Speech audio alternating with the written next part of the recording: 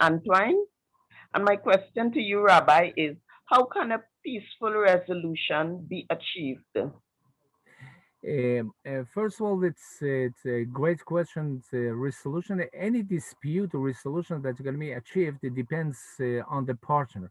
Do we have the partner that going to be, which is, for any tango, we need two.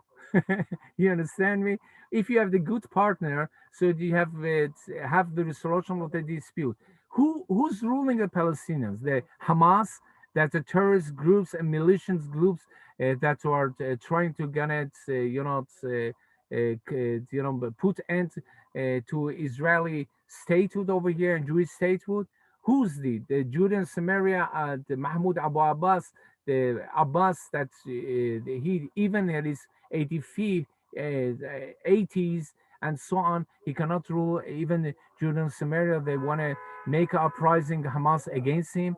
Who's Palestinian? Palestinian living in Israel as Arab Israelis, Palestinian or living in the Jordan, the only Palestinian state besides the Hamas, the Palestinian state, 78% of them are Palestinians. Who are our partners for this dispute resolution? One.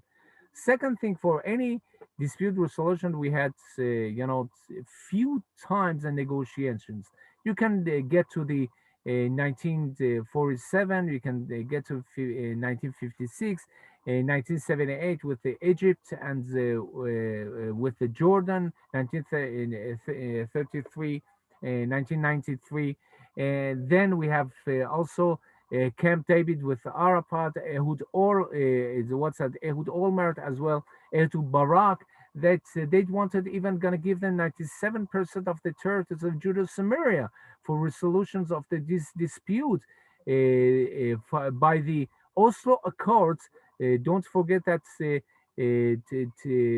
because of these, peace agreements, Sadat got killed assassinated by the jihadists in 80s. The same happens with Rabin, with the Oslo agreements accords that was assassinated because they wanted to going to come forward to one each other. But the point is that one, who's the partner? Second thing, is they representing all the Palestinians? Third, those that will right now as these see themselves the refugees that not got equal rights in the 56 Muslim countries and 22 Arab countries not got equal rights, but in Israel, in the only democracy in the heart of the Middle East, they have equal rights.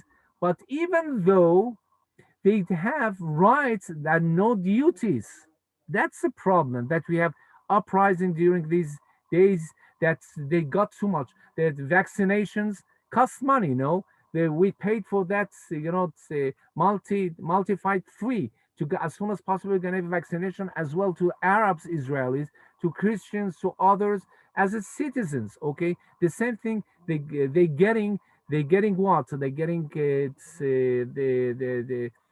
human rights as should be in a democracy. It means that social security, welfare, the what's that? Medical insurance that they have. Everything there's all the equal rights over here. They have, it's even freedom of worship in the Al-Aqsa. There are 200,000 getting over there. But what's going on over here that these people instead of bringing all together, the point is that bringing these rights and the duties and make a balance for that and make change of the ideas and the concepts that you can make it. You can have your own country. You can instead of terrorists got gonna have achievement for the peace process. Adid wanted, maybe Arafat wanted, but from one side, the speaking in two languages, the double standard. The Palestinians not speaking right away to the right in your eyes say the truth. They want to say from one side in Hebrew say why, in English you say why, want a peace. Which peace? peace, PEACE, or peace of the land. You understand? We want holy land. Which peace? Where whenever that they see where they are the only believers and we are non-believers, are Christian and Jews. So which partner you have for these concepts? Instead of that, they have to be moderate, to be secularized.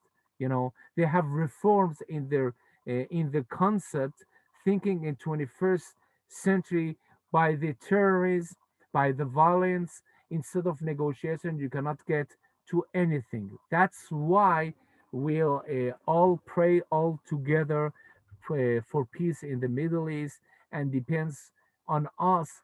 We are the people who can make it, but in democracies. But totalitarians, that's by violence, they think they're going to get to more achievement. It's not our way of Bible. It's not our way of the human rights, that everyone that have freedom of worship and freedom of thinking, and equal rights in a democracy.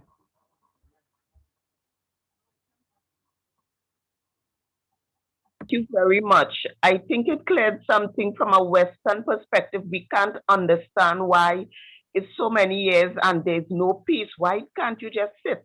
But from what you're sharing, I understand why you keep having this conflict. And although they may come together to have peace, you're not getting peace because it's about a mindset and it's about who is in charge and what they really want.